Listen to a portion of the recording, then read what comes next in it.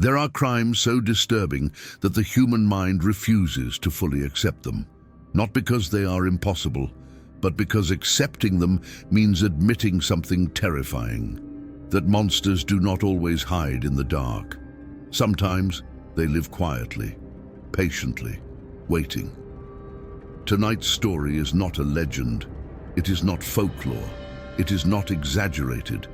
Every detail you will hear was documented by police, doctors, and journalists. And by the end of this story, you will understand something deeply unsettling. This man did not hunt. He did not chase. He did not need violence. He waited for death, and then turned it into something unspeakable. This is the true and macabre story of the man who used human skin. This documentary contains real events involving death, psychological disturbance, and extreme human behavior. There will be no graphic descriptions, no sensationalism, only facts, silence, and the slow unraveling of a mind that crossed a line humanity never should. Listener discretion is advised. To understand how something like this could exist, we must first understand where it happened.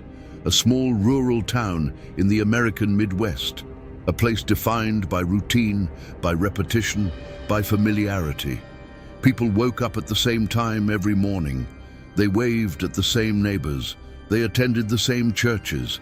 They buried their dead in the same quiet cemeteries. Nothing ever happened there, and that was exactly the problem.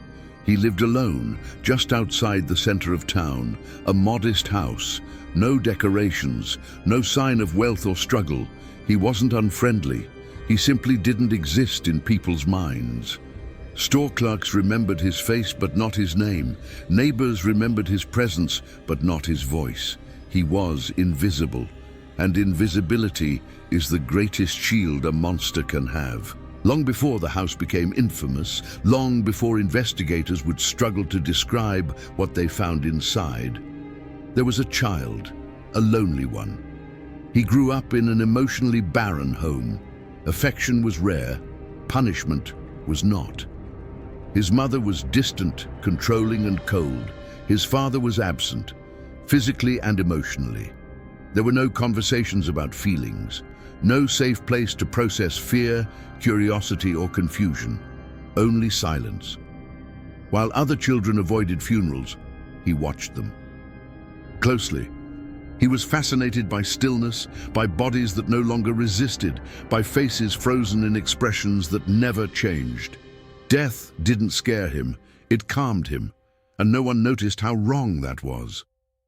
As he grew older, his fascination didn't fade. It evolved. He spent hours wandering cemeteries alone, reading names, tracing dates. He learned which graves were forgotten, which ones no one visited anymore. To him, cemeteries were not places of grief. They were places of opportunity. As an adult, he struggled socially. Relationships confused him. Intimacy terrified him. Living people were unpredictable. They rejected him, judged him, left. The dead never did. The dead stayed exactly where he wanted them. When night fell and the town slept, he walked. Not through streets, through shadows. He memorized routines, observed patterns, and slowly he began to act. Not impulsively, not violently, carefully. Graveyards noticed small changes, a patch of soil that looked too neat, a coffin lid slightly misaligned, earth disturbed and then replaced. No vandalism, no chaos, just absence. And absence is easy to ignore. This wasn't obsession fueled by urgency. This was obsession fueled by time. Years passed, decades, and no one asked the right questions. But what no one understood yet was that this man was not collecting memories. He was collecting materials.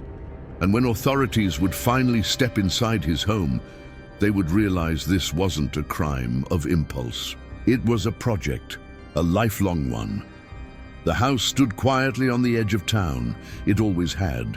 A single-story structure, weather-beaten by time, surrounded by land that never seemed to fully bloom. The grass around it grew unevenly. as if something beneath the soil refused to let life settle comfortably. No one remembered when the house was built. No one remembered it ever changing. It simply existed, and that alone should have been a warning. Neighbors later admitted something unsettling. They had never consciously avoided the house, they just didn't feel drawn to it. Children never played nearby, animals rarely crossed the property, visitors never stayed long. There was no dramatic reason for this behavior, no stories, no rumors, just instinct. And instinct is often the first thing people learn to ignore. Inside, his life appeared painfully ordinary. He woke up early, he ate simple meals, he followed routines, he did not drink excessively, he did not cause disturbances, he did not invite attention. To the outside world he was invisible, to himself he was not. Inside his mind, something had been forming quietly for years. Not rage, not hatred, an idea. The first real concern came not from suspicion, but discomfort, a smell. It wasn't constant. It didn't drift across the neighborhood. It appeared on warm days. A heavy, organic scent. Not sharp, not chemical, earthy, sweet, wrong. Neighbors blamed animals, rotting vegetation, old pipes. Anything except the truth, because the truth would have required asking questions no one was prepared to hear the answers to. There was no urgency. That's how danger survives. The smell came and went. Nothing else seemed out of place. And when people live in quiet places, they learn a dangerous habit. They normalize discomfort. Behind closed doors, the house was meticulously organized. Not clean, organized. Every object had a purpose. Every space had meaning. Curtains were always drawn. Windows covered. Light was controlled. He did not like unpredictability. At first glance, nothing inside the house screamed danger. Furniture, household items, decorations. But there was something off. Textures that felt unfamiliar, materials that didn't behave as expected, lampshades that diffused light too softly, upholstery that felt warmer than it should, but no one touched them. Because no one was invited in. This was not a man in a hurry.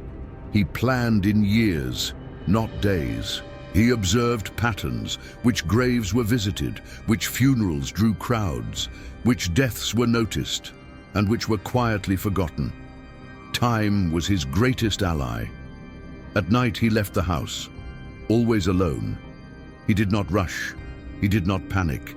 He walked familiar paths, avoided lights, avoided attention. This wasn't fear, this was discipline. Cemeteries change after dark. The world becomes smaller, quieter, and for him, more comfortable. He knew which gates were never locked, which paths were rarely walked, which graves had gone untouched for years. He never disturbed fresh burials that would attract attention. He was patient. Cemetery caretakers noticed small anomalies, soil that looked too neat, graves that settled strangely, but there were no broken stones, no visible vandalism, and without visible damage, there was no urgency. Years passed. He aged. The town aged with him, and no one realized that beneath their feet, something was missing. Eventually, patterns began to form, not loudly, not dramatically, just enough to make certain people uneasy. A caretaker mentioned it casually. A neighbor mentioned the smell again. And finally, someone listened. Authorities didn't arrive with sirens. They didn't expect anything shocking. They were investigating property concerns. That's how most horrors begin. As paperwork. When they arrived at the house, he answered the door calmly. No hesitation, no visible fear. He smiled politely, invited them inside, and for the first time, someone crossed the threshold. The house felt heavy, not dark, heavy. Sound didn't travel properly. The air felt thick, and the smell was stronger, but still no one could fully identify it. An officer brushed his hand against a lampshade. He stopped, looked at his fingers, and instinctively wiped his hand on his pants. He didn't know why. He just knew something was wrong. They requested permission to investigate further. He didn't refuse. He nodded, calmly, as if this moment had been waiting for them all along. What they would find next was not chaos, not blood, not violence. It was far worse, because what waited inside that house was not the aftermath of a crime. It was the evidence of a lifelong obsession, and once they understood what those objects were made of, there would be no turning back. The officers did not panic. Not yet. There were no screams, no sudden movements, no dramatic reactions. At first, everything appeared manageable. That illusion would not last. The beginning of the search. They began methodically. One room at a time, one drawer at a time. They expected clutter, neglect, perhaps signs of illegal activity. What they found instead was order, disturbing order. The living room looked almost welcoming. A couch, a chair, a small table. Everything was clean, carefully arranged. Nothing appeared broken or damaged, but there was something wrong with the light. When the lamp was turned on, it didn't behave normally. The glow was softer, more diffused, almost intimate. One of the officers reached out again.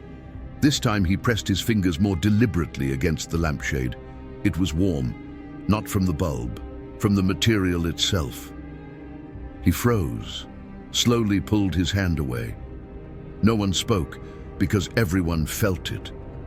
At that moment, no one said what they were thinking, because saying it would make it real. Instead, they continued. The kitchen was simple. No excess food, no clutter, everything washed, everything placed neatly. But again, textures, chair coverings that felt unlike fabric, cabinet handles that seemed worn in unnatural ways. This was not neglect. This was intentional. The bedroom was small, minimal, almost sterile. No personal photographs, no sentimental objects, no signs of emotional attachment to anything living. Only one wardrobe stood out, locked. They hesitated, not because they lacked authority, because instinct warned them. Something inside that wardrobe did not want to be seen, but instinct is not evidence. They opened it. The moment the door opened, the smell changed. It was no longer earthy, no longer vague. It was unmistakably organic, not rot. Preservation. Inside the wardrobe were garments, coats, vests, pieces of clothing that did not resemble anything sold in stores. They were stiff, treated, carefully stitched. One officer reached out, then stopped himself. No one needed to touch them anymore. They already knew. No one said the word skin. They didn't need to, because every human being recognizes their own, even when it's been transformed. This was not crude. This was not chaotic. The stitching was precise. Edges were reinforced. Seams carefully hidden. This was someone who practiced, someone who learned from mistakes, someone who improved over time. Investigators later confirmed what they already suspected. This man had researched preservation, drying techniques, treatment methods. This wasn't obsession alone, it was education. One detail disturbed them more than anything else. There was no blood, no stains, no signs of violence. This house had not been a slaughterhouse, it had been a workshop. They found more items, upholstery, decorative pieces, household objects, all crafted from the same material, human, not symbolic, not metaphorical, literal. Someone finally asked, "How long?" No one answered, because the answer was already forming in their minds. Years, decades. As they continued searching, the house felt smaller, walls seemed closer, ceilings lower. The realization pressed inward. They were standing inside a mind, not a home. Up until this moment, investigators could still categorize this case. Grave desecration, desecration of remains. Horrific, but defined. That changed here, because intention had become unmistakable. In a hidden compartment they found them, masks, faces, Human faces, some altered slightly, others disturbingly intact, eye holes cut carefully, straps attached, designed to be worn. This was not collection, this was transformation. This man was not content observing, he wanted to inhabit, to become. Psychologists would later explain that some individuals never develop a stable sense of self. They borrow identities, mimic behavior. But this went beyond mimicry. This was physical appropriation. Standing there, surrounded by evidence, one truth became unavoidable. This was not a harmless man with disturbing interests. This was a man rehearsing something worse. And if the dead ever stopped being enough, the living would be next. But what they had uncovered so far was only what he allowed to be found, because deeper inside the house, there was a room no one had entered yet, a room that would erase any remaining doubt, a room that would change this case forever. At the end of a narrow hallway, there was a door that didn't belong. It wasn't marked, it wasn't locked, but everything about it felt intentional. The wood was thicker, the hinges reinforced, the frame newer than the rest of the house. Someone had invested effort into this door, and effort always has purpose.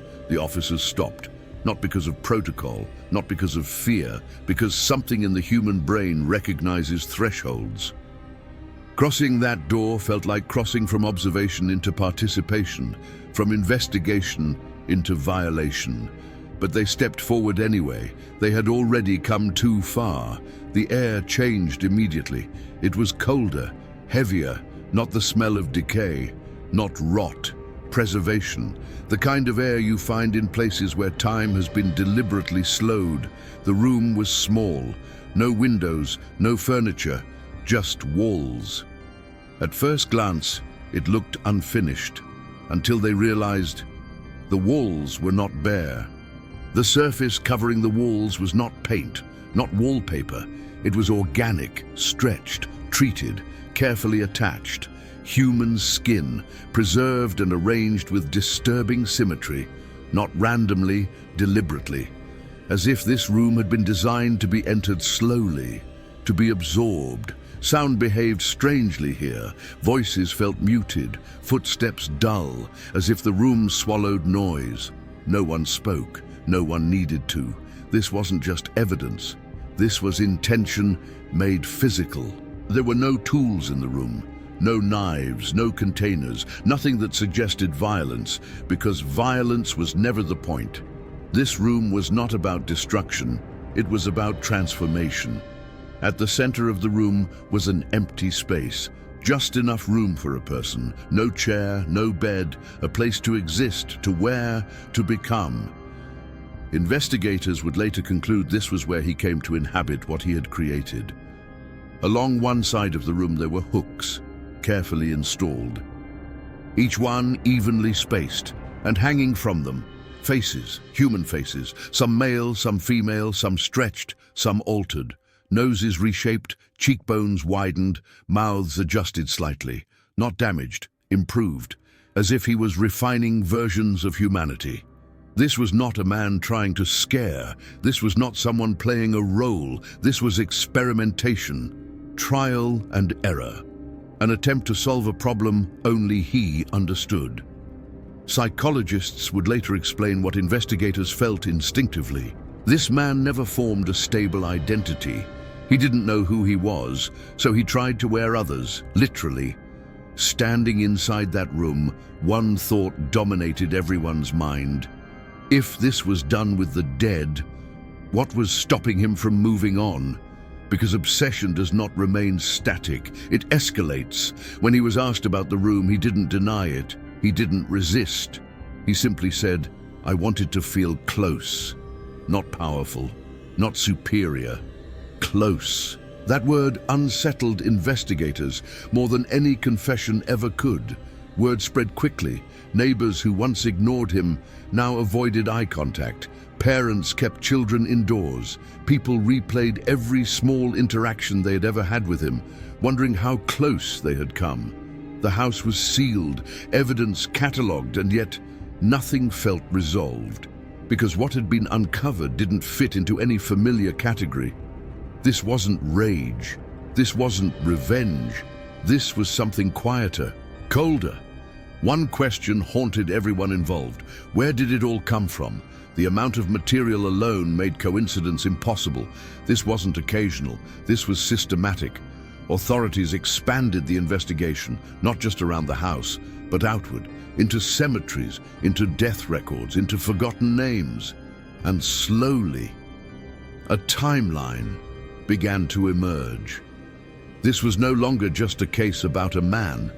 It was about time, years of silence, decades of opportunity. And as investigators traced the origin of the skin, they realized something far more disturbing. This man had not rushed. He had waited for death itself. The question was unavoidable now. No matter how investigators tried to frame it, no matter how much they wanted a simple explanation, there was only one truth. This amount of human skin could not be accidental. It could not be rare. It could not be explained away as curiosity. It required access, time, and patience. Authorities returned to the places most people avoided thinking about. Old cemeteries, forgotten burial grounds, graves no one visited anymore. They didn't go looking for chaos. They went looking for absence. What they found disturbed them deeply. Coffins opened carefully, no broken wood, no rushed damage, lids removed, bodies taken, and then everything put back. Soil smoothed, markers left untouched. Whoever did this did not want to be noticed. And worse, he didn't want to be remembered. Records were examined, burial dates, maintenance logs, caretaker notes, and slowly a timeline appeared. This was not recent. This was not sudden. The disturbances stretched back decades, longer than some officers had been alive. Most criminals escalate quickly, they act impulsively, they make mistakes. This man did neither. He learned which graves would be missed, which families had moved away, which names had faded from memory. He chose the forgotten. Because forgotten people are rarely defended, but graves alone could not explain everything. Some materials were too fresh, too intact, too recent. Investigators began cross-referencing death notices, hospitals, funeral homes, obituaries, and that's when the truth became unbearable. He did not kill, he did not hunt, he did not chase victims. He waited for accidents, for illness, for the inevitable.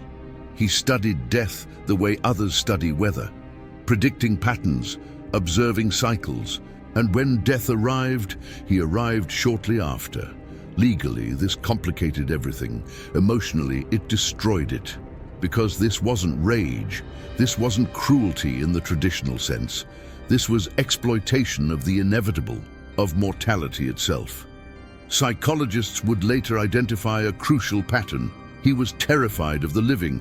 Living people rejected him, questioned him, demanded things from him. The dead did none of that. The dead were silent, compliant, permanent. To him, bodies were not people. They were materials, resources that society discarded. And because society looked away, he stepped in, quietly. This was not a failure of one institution, it was a failure of many. Cemeteries understaffed, records poorly maintained, families gone. Death had become administrative, and in that administrative silence, he thrived. Once the scope became clear, authorities acted swiftly. The house was sealed completely, the property cordoned off. Evidence teams worked day and night, and the man was taken into custody. There was no resistance, no breakdown, no attempt to flee. He walked calmly, as if relieved, as if the waiting was finally over. When questioned, he repeated the same sentence, "I didn't hurt anyone," and in a narrow, horrifying way, he believed it. Because in his mind, death had already done the harm. He had merely arrived afterward. The question that remained, if this man had not been stopped, how long would it have continued? Another decade, two, until the dead were no longer enough. No one wanted to answer that. The case now stood at the edge of public exposure. Reporters gathered, psychologists prepared statements, and soon the country would learn his name.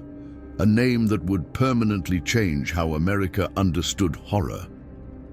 When the investigation reached its final stage, silence was no longer possible.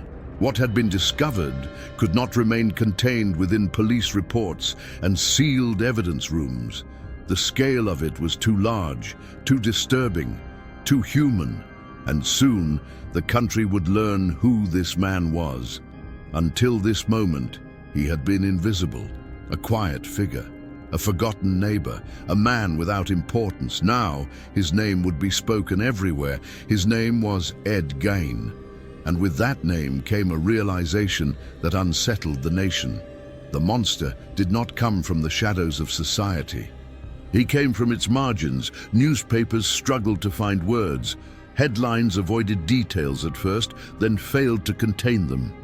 People across the country read the same descriptions and felt the same disbelief. How could this happen? How could it go unnoticed for so long? And the most disturbing question of all, how many signs had been ignored? When the legal system intervened, expectations were high. People wanted answers, confessions, explanations. But those answers never came. Doctors examined him and reached a unanimous conclusion. He was declared legally insane, unfit to stand trial, and with that decision, something vital was lost. There would be no dramatic testimony, no justification, no moment of clarity, just silence. He was committed to a psychiatric institution. There, he would spend the remainder of his life. No interviews, no public statements. A man who had lived quietly would disappear quietly, but his actions would not. What he did changed horror forever. Not because it was extreme, but because it was plausible. Writers and filmmakers would later draw inspiration from fragments of his story. Masks, isolated houses, the idea of wearing another person. But fiction always softened the truth. Reality was colder. The true horror was not the objects, not the rooms, not even the acts themselves. The real horror was how easily he blended in, how ordinary he seemed, how long he was allowed to exist without scrutiny. This case exposed something deeply uncomfortable. Evil does not always arrive violently. Sometimes it waits. Sometimes it survives because no one wants to look too closely, because asking questions feels impolite, because silence feels safer, until it isn't. If this man had not been discovered, how much longer would it have continued? How many more graves would have gone unnoticed? How many warnings would still be dismissed as nothing? These are questions with no comforting answers. This story is not meant to shock. It is meant to remind that monsters do not always announce themselves, that horror does not always scream. Sometimes it whispers and waits. If this story unsettled you, if it made you uncomfortable, that means you were paying attention. And if you want to hear more real stories that expose the darkest corners of the human mind, subscribe to this channel, because the next story is already waiting. And like this one, it's real.